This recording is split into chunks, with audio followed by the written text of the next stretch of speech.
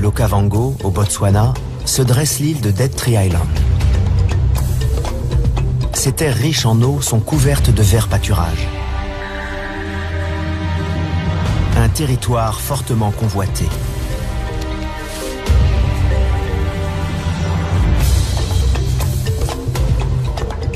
Dans l'ombre, rôde le félin le plus secret d'Afrique.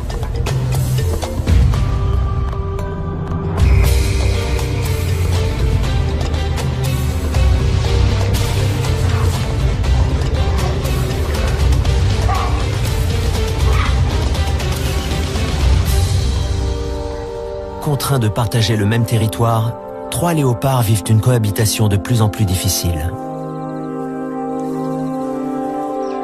Liés au rythme des saisons, cette vie commune est source de tensions et de conflits et va déboucher sur un drame.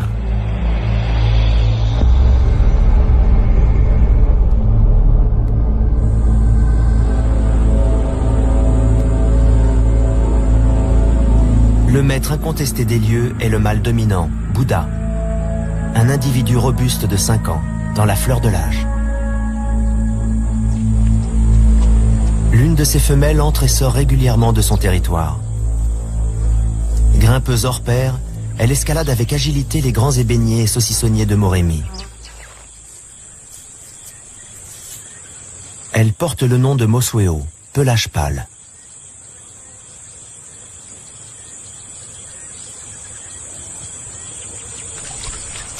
Tipa, leur fils de 3 ans, flirte avec le danger au sein du territoire de ses parents. Selon la loi des léopards, il aurait déjà dû partir pour mener sa propre vie, mais il n'a pas franchi le pas. Traîner dans les pattes de Bouddha et de Mosweo ne peut que lui attirer des ennuis, mais il semble ne pas mesurer les risques encourus.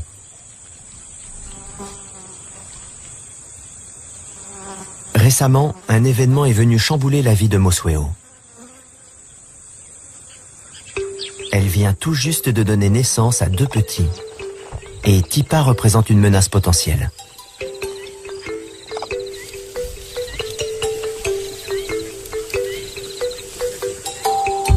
La portée émerge du terrier soigneusement dissimulée. Jusqu'à présent, la mère s'en est bien tirée. Cet été, les proies ont été abondantes.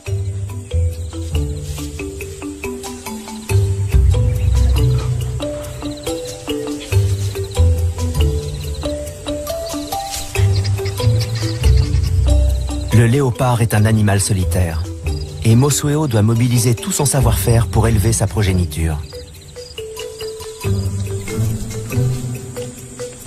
Le taux de survie des petits léopards est inférieur à 50%. La plupart des jeunes meurent au cours de leur première année, alors que leur mère est partie chasser.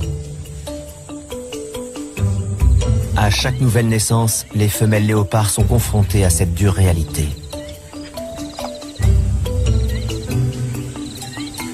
Mosweo n'a pas d'autre choix que de laisser ses petits pour trouver de la nourriture.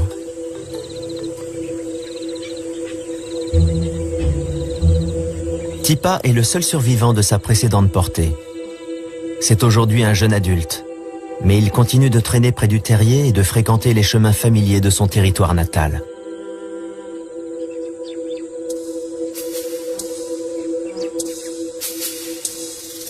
Jusqu'à ce jour, Mosweo a toléré sa présence sur son domaine. Mais l'heure est venue pour lui de partir.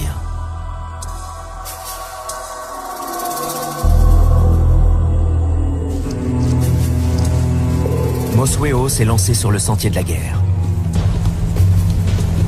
Elle avance d'un pas décidé, la queue dressée vers le haut.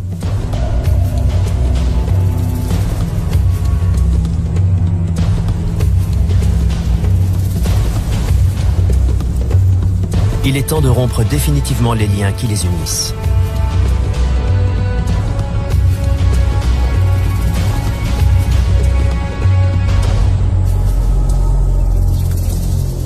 Mosweo marque son territoire près de l'arbre de Tipa.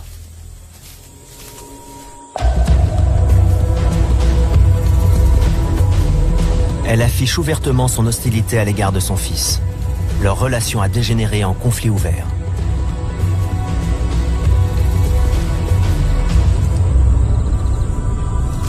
Tipa porte encore les blessures subies lors d'un précédent combat.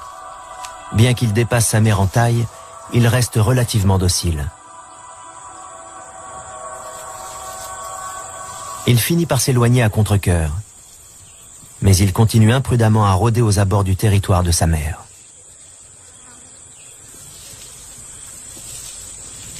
Alors qu'il s'enfonce dans un bois voisin, il tombe sur un redoutable adversaire.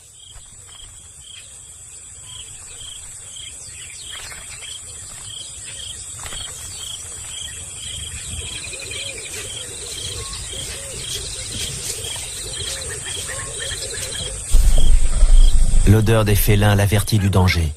Il doit se montrer prudent.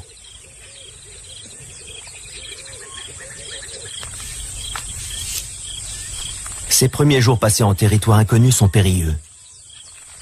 Le jeune Tipa est extrêmement vulnérable. Les lions sont les principaux prédateurs du léopard. Non seulement ils tueraient un bébé, mais ils arracheraient un à un les membres de Tipa. Celui-ci doit les contourner sans un bruit.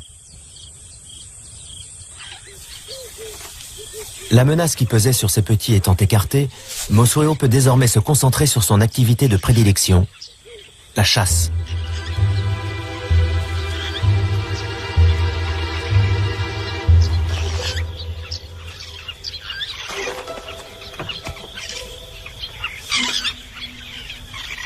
Mosweo est une excellente grimpeuse. Elle aime se poster à 7 ou 8 mètres au-dessus du sol.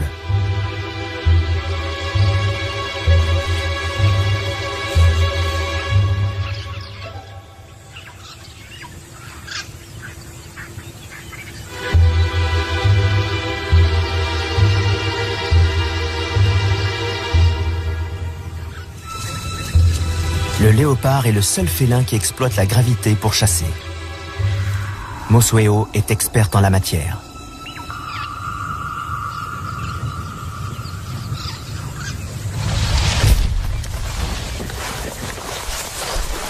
Cette technique est rapide, discrète et efficace.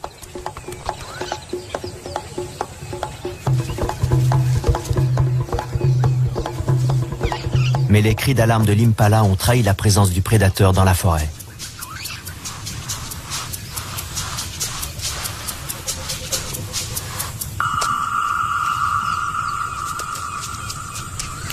Les hyènes ont entendu des bruits de lutte. Mosweo doit cacher son butin avant d'être repéré. Les hyènes chassent en meute. Elles sont fortes et agressives. Qui plus est, elles tuent les petits léopards. Mosweo doit éviter à tout prix qu'elle ne découvre son terrier.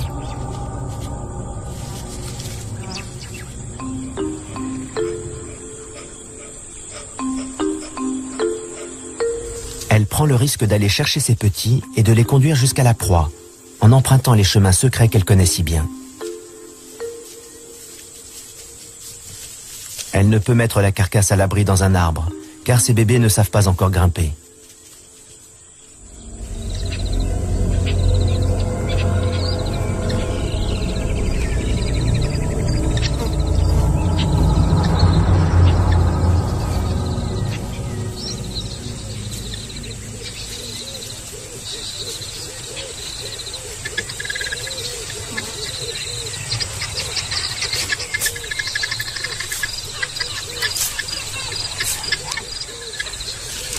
Sur le sol, la petite famille est exposée au danger. Rester dissimulé est sa seule option.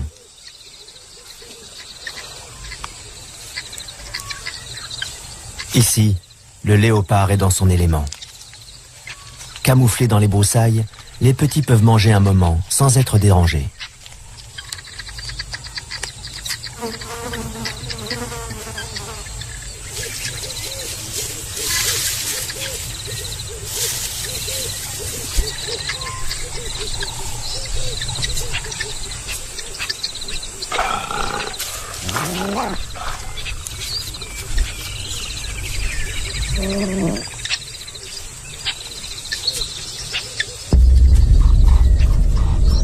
Les hyènes ont senti l'odeur de la viande.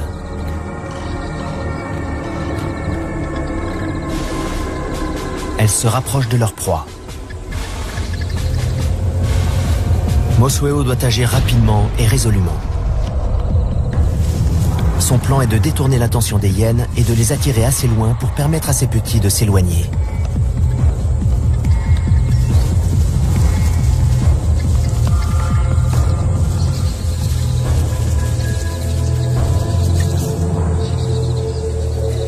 Les léopards oscillent sans cesse entre sécurité et danger. Et si les individus solitaires parviennent à un équilibre parfait, les mères doivent parfois consentir à des sacrifices, comme de laisser les hyènes s'emparer de leur butin.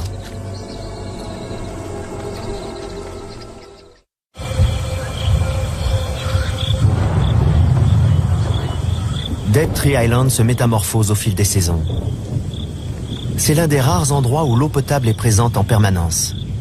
Toutefois, en été, les herbivores sont tributaires de la pluie qui fait reverdir les pâturages.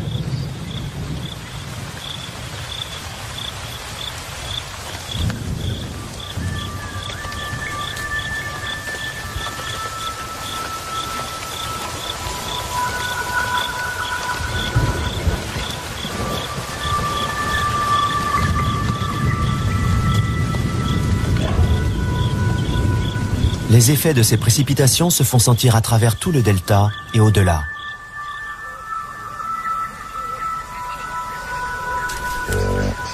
Le sol se couvre d'un épais tapis vert.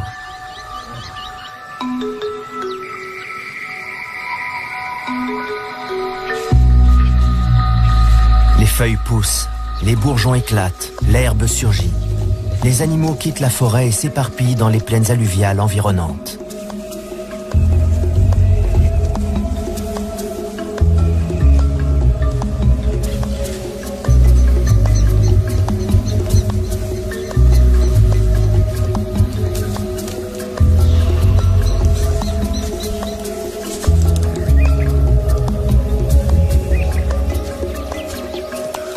L'abondance d'eau et de nourriture amène la saison de mise bas chez l'impala, l'une des proies favorites du léopard.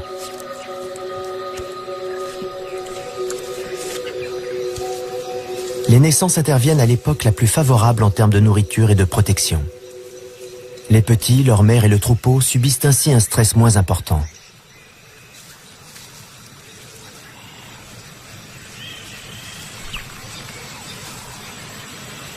Toutefois, les nouveau-nés sont extrêmement vulnérables et confrontés à toute une série de menaces.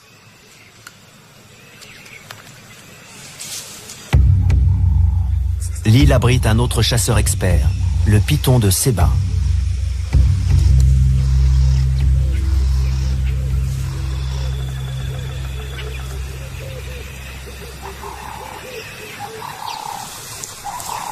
Les puissants anneaux enserrent le petit impala jusqu'à lui ôter le dernier souffle de vie. Puis le serpent gobe sa proie en ouvrant largement sa gueule grâce à l'articulation particulière de sa mâchoire.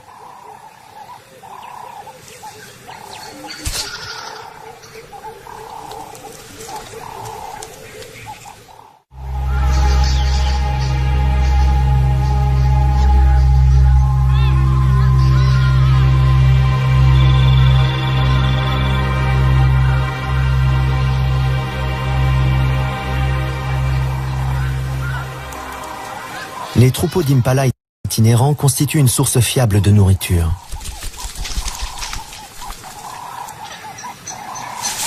Au cours de la nuit, Mosueo a tué l'une des bêtes et a dissimulé la carcasse fraîche dans un fourré. Elle se nourrit rapidement. Pour partir chasser, elle a dû laisser ses petits seuls et sans défense.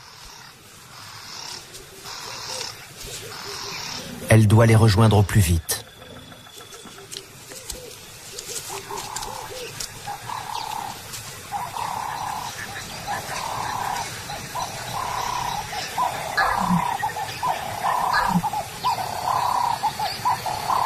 Alors qu'elle s'approche du terrier, Mosueo sent le danger.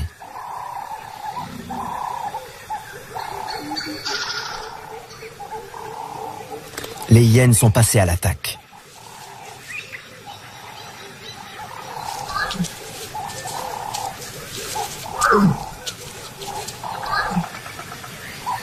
La mère émet des grognements sourds et brefs. uniquement destiné à ses petits.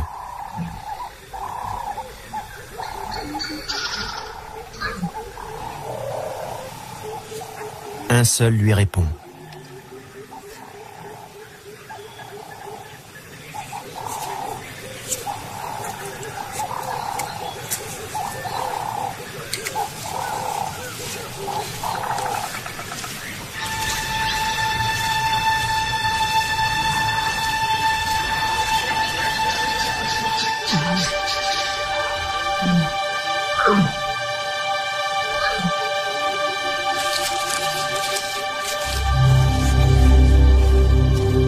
Le cauchemar de toutes les mères s'abat sur Mosueo.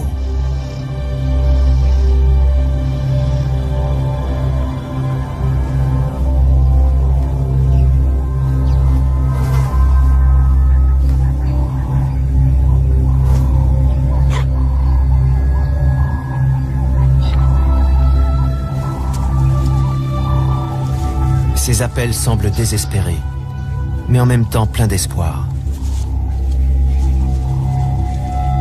Son autre petit, la chair de sa chair, lui a été enlevée en une seule nuit.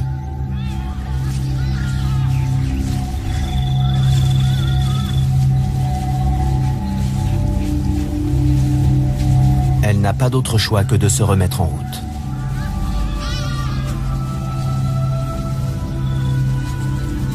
Dans la vie d'un léopard, on n'a guère le temps de pleurer les morts. La petite femelle qui a survécu est en pleine croissance et a besoin de viande.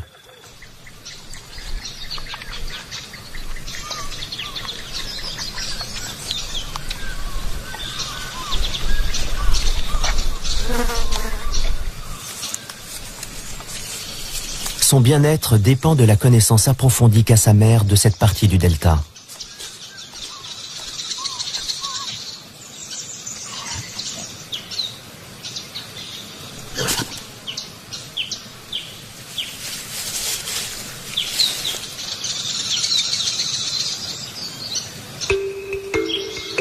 La pluie a cessé, et dans toute l'île, la végétation commence à brunir.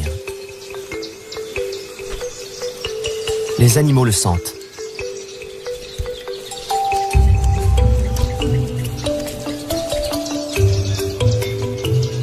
Les saisons déterminent les modèles de comportement. Chaque espèce réagit à sa manière.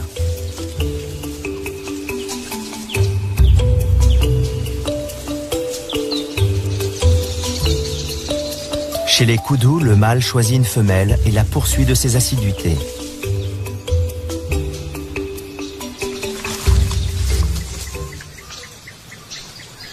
Tipa est embusqué dans les broussailles.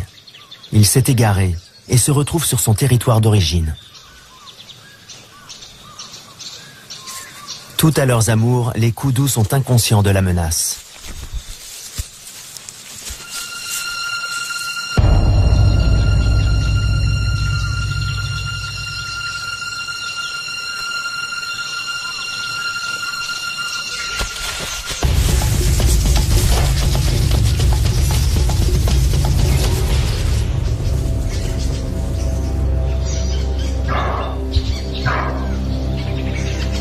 Le manque d'expérience de Tipa est flagrant.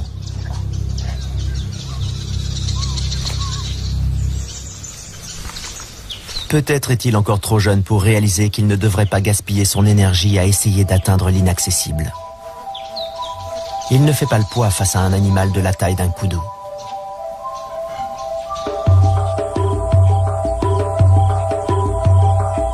Les nuées de Kelea annoncent l'arrivée de l'hiver, la saison sèche.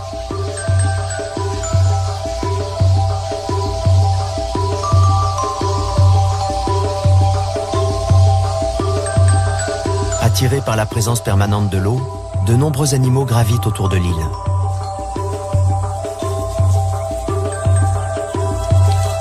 Lors de cette saison plus rigoureuse, s'accomplit l'un des miracles de la nature. Le saucissonnier renaît à la vie.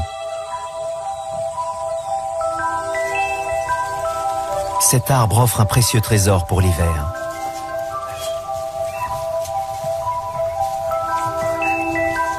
Des fleurs remplies de nectar. Un délice pour les babouins qui boivent à même le calice rouge cramoisi.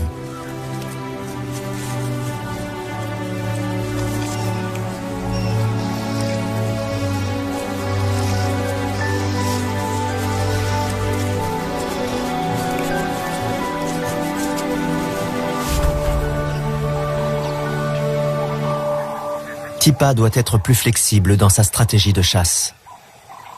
Il doit apprendre à anticiper les mouvements de ses proies. Les babouins mangent salement. Et bientôt, les impalas s'approchent pour se nourrir des fleurs qui tapissent le sol. Tipa observe en silence et attend.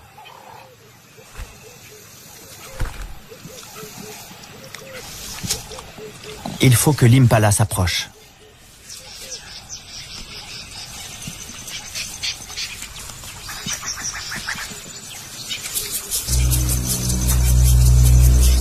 Mais la troupe de babouins en maraude a pris possession de son arbre.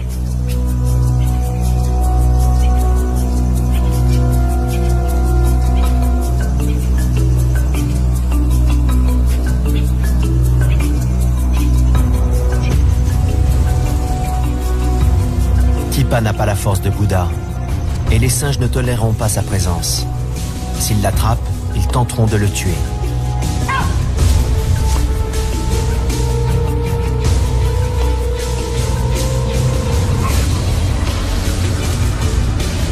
Il ne peut risquer un affrontement. Une blessure pourrait lui coûter cher.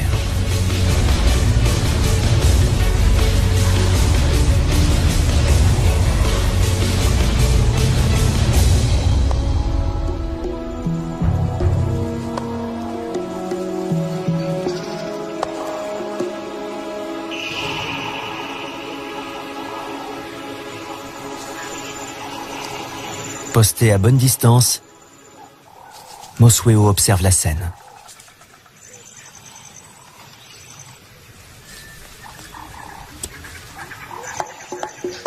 Soudain, son regard se porte sur la proie de Tipa. Silencieusement, elle se met en chasse.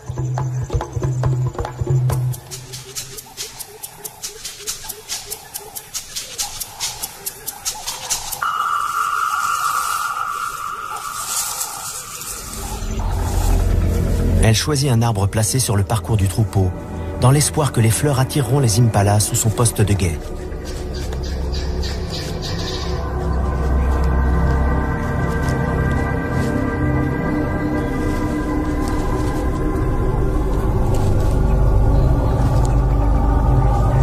Mosweo fait preuve d'une grande patience.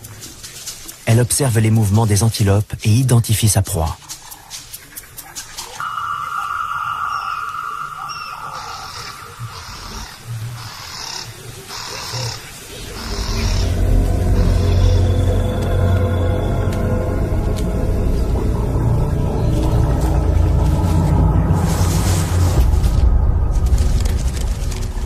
Mais cette fois, la voltigeuse a manqué sa cible.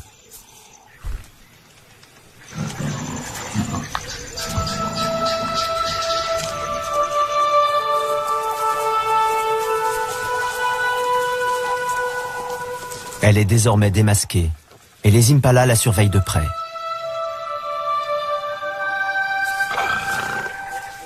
Sa contrariété est manifeste.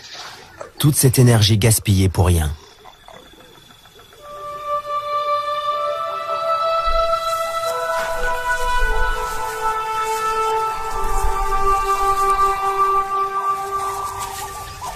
Mais elle doit poursuivre son chemin. Elle est à découvert et les babouins sont toujours dans le secteur. Pour aggraver les choses, les cris des impalas ont alerté les lions.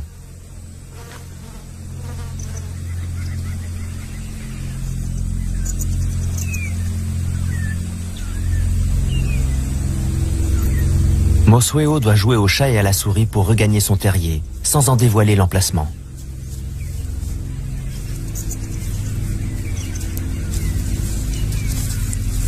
En rechignant à rester à distance du territoire de sa mère, Tipa provoque le chaos.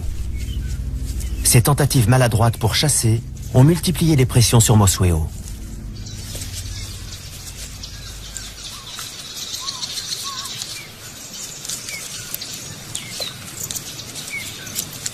Elle est soulagée de retrouver son bébé sain et sauf.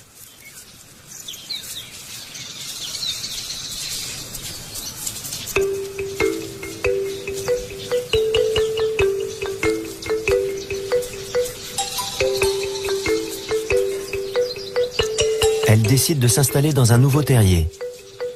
Les lions étaient bien trop près à son goût.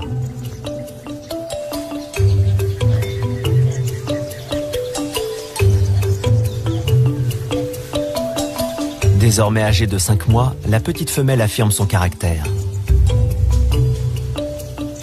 Elle aime jouer avec la queue de sa mère.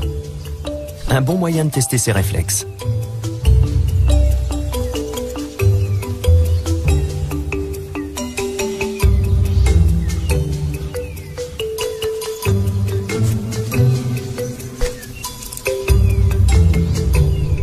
Dissimulée dans les herbes sèches, Mosueo se repose. Elle doit recouvrer ses forces avant de repartir chasser.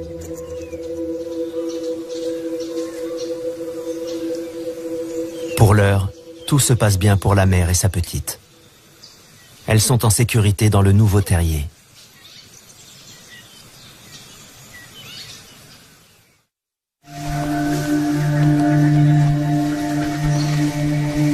L'hiver pousse les éléphants à quitter le désert environnant pour gagner l'île.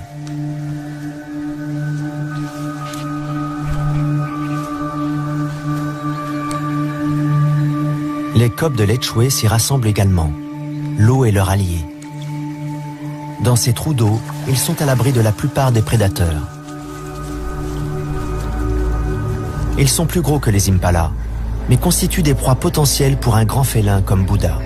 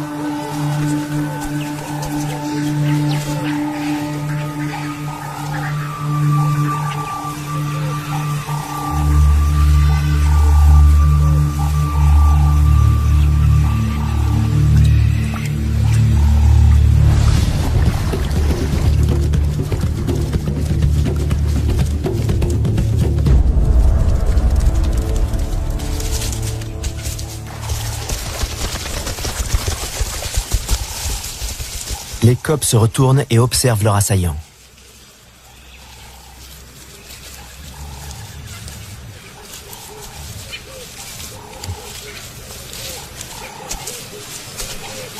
Ils identifient son odeur et la gravent dans leur mémoire pour pouvoir s'y référer par la suite, tout en s'assurant que Bouddha quitte bien le secteur.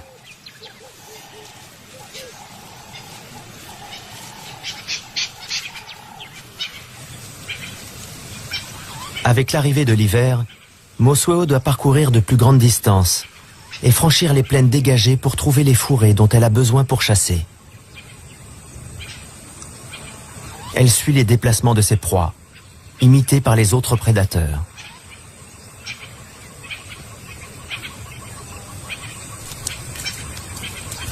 Pour un léopard, un changement de territoire est toujours risqué. Mais Mosueo a tôt fait de trouver un arbre dans un secteur qui lui plaît. Depuis ce poste d'observation, elle peut voir les troupeaux d'éléphants affluant dans le delta pour se reproduire. C'est le mois d'octobre et la chaleur est intense.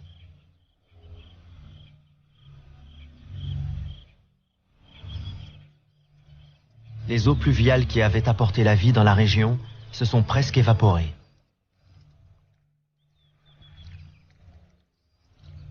Dead Tree Island attire les habitants de l'Okavango, désireux de se rapprocher des derniers points d'eau.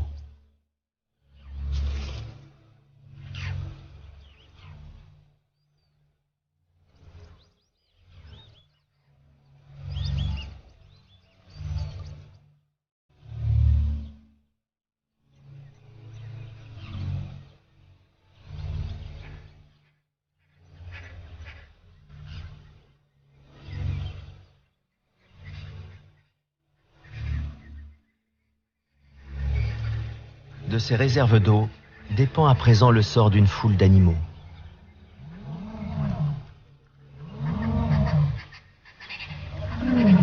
Ils sont réunis en un seul groupe et les chemins des prédateurs se croisent dangereusement.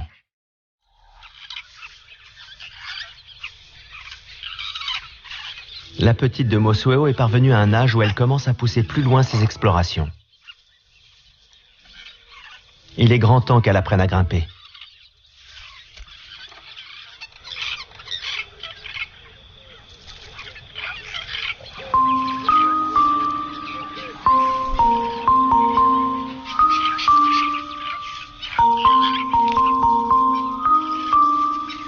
Un peu mal assurée, elle tente d'atteindre des cratéropes fléchés. Elle est petite et encore vulnérable, d'autant qu'elle est devenue curieuse et qu'elle est désormais capable de s'aventurer hors du terrier, en particulier lorsque sa mère n'est pas dans les parages.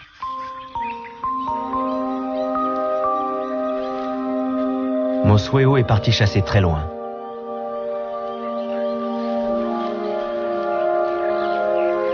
Elle ne vient pas souvent dans cette partie de l'île et laisse sa trace pour imposer sa présence.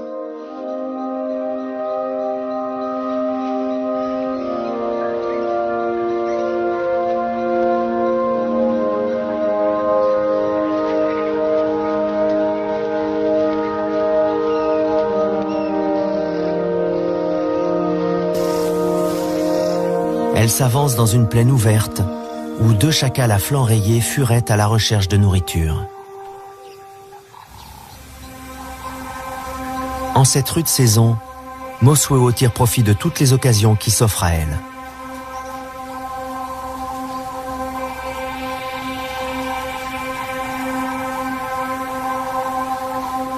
Bien qu'ils ne fassent pas partie de ses proies habituelles, les chacals sont rapidement pris pour cible.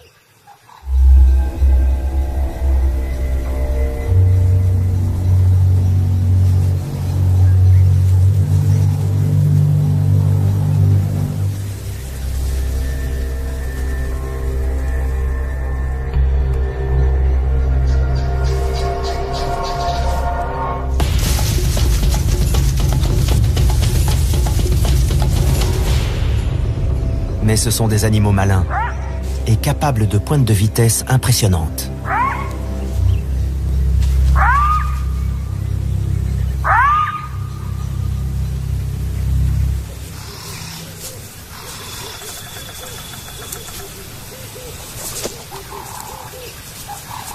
Irrité par son échec, Mosueo laisse sa trace et reprend son chemin.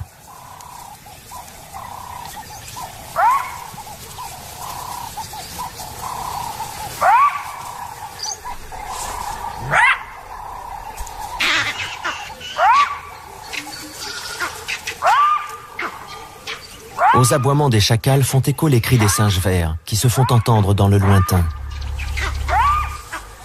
Ces cris d'alerte inquiètent Mosueo. Ils proviennent de la zone où se trouve le terrier.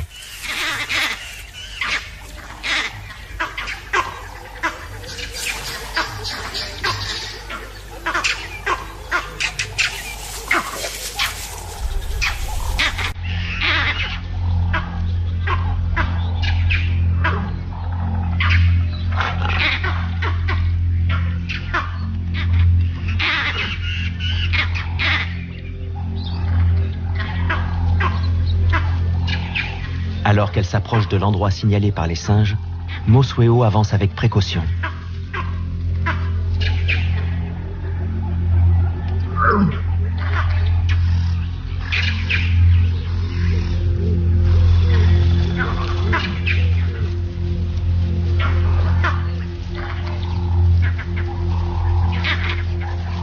Elle se met à fouiller le secteur.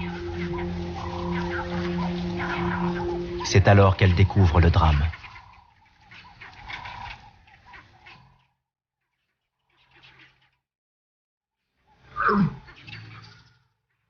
Le petit léopard a la patte arrière coincée dans un arbre et son bassin est fracturé.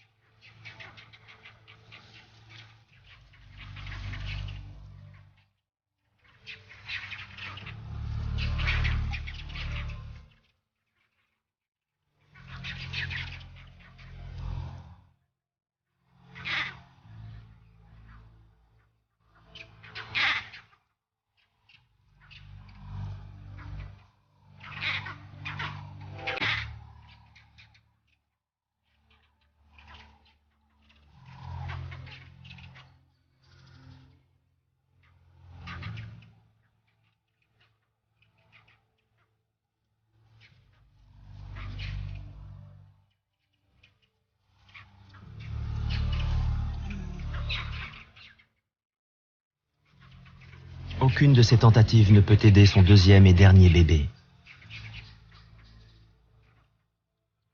Ni ses coups de patte légers, ni ses encouragements affectueux. Peut-être une dernière invitation à chasser.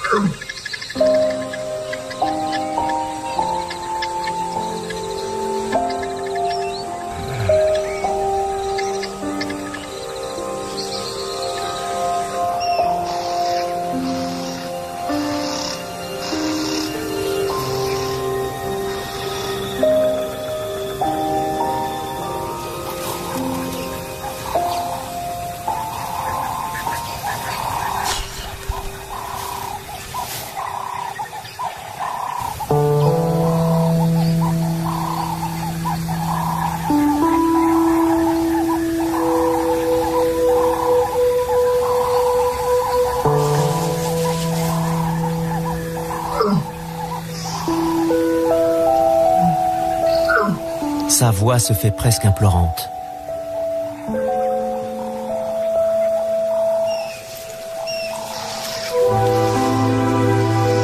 Une dernière tentative, et la patte du bébé est dégagée.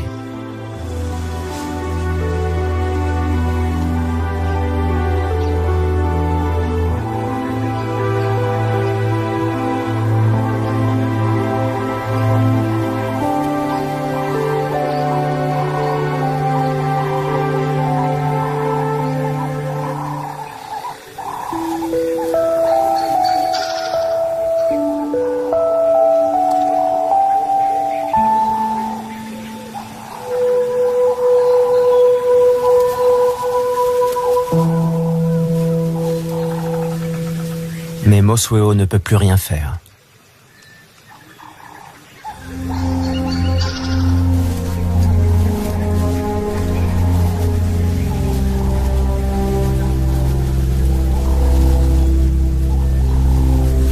Mobilisant ses dernières forces, le petit léopard se traîne jusqu'à son dernier lieu de repos. Sa mère a déjà décidé de laisser cette scène traumatisante derrière elle.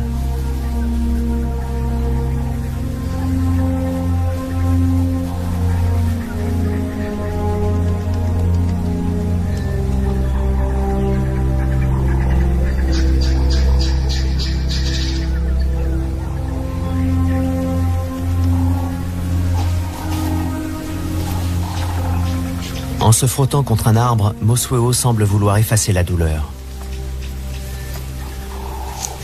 Peut-être est-ce ainsi que les léopards pleurent leurs petits.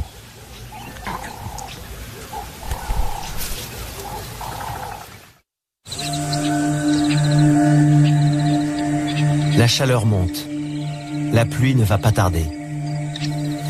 Bouddha parcourt des territoires inexplorés. Il a décelé une odeur intéressante. Un effluve qu'il ne peut s'empêcher de trouver irrésistible.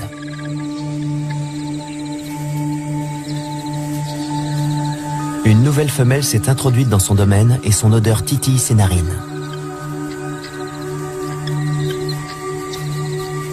Plus grande et plus robuste que Mosweo, elle apporte la promesse de nouveaux gènes sur l'île.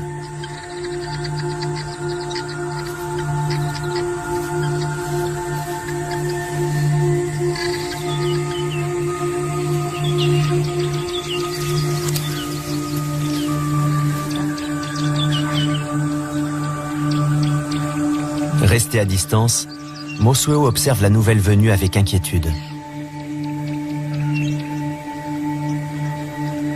Bouddha ressent le besoin incontrôlable de se rouler sur le sol pour s'imprégner de l'odeur de la nouvelle femelle. Car cette odeur si particulière est celle d'une femelle en chaleur.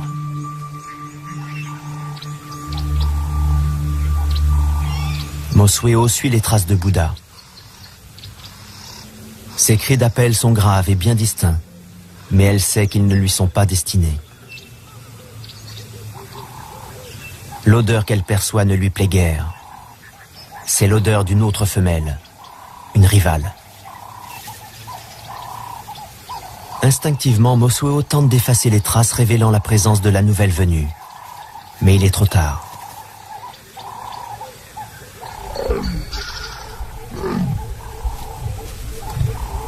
À son tour, Bouddha émet un signal à l'attention de sa future partenaire.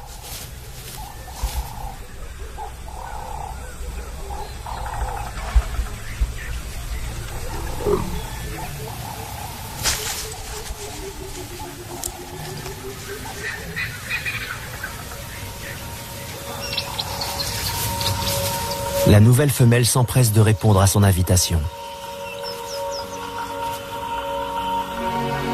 Mosuo bat en retraite. Ses efforts sont vains.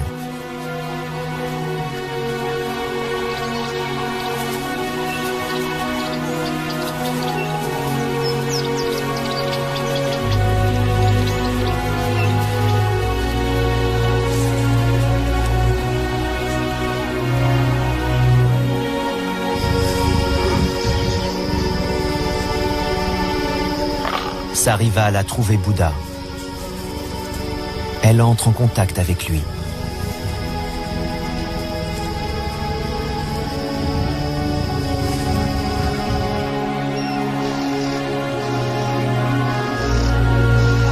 Mosuo quitte l'endroit où elle a donné naissance, peut-être pour chercher un autre territoire et un nouveau partenaire.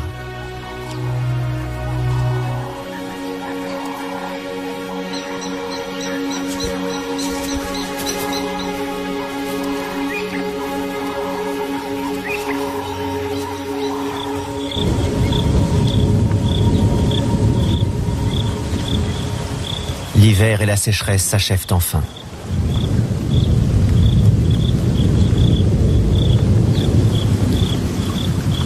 Le changement de saison déclenche chez Bouddha le besoin de se reproduire.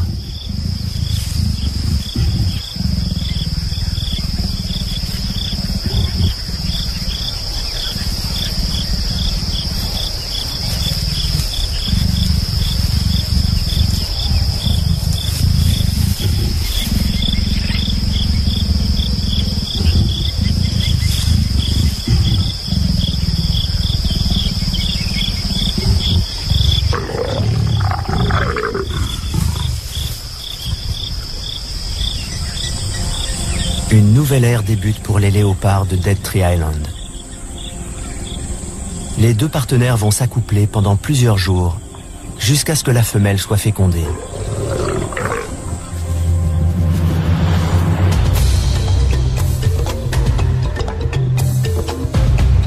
La tragédie a fait place à l'espoir, et la nature offre un visage plus accueillant.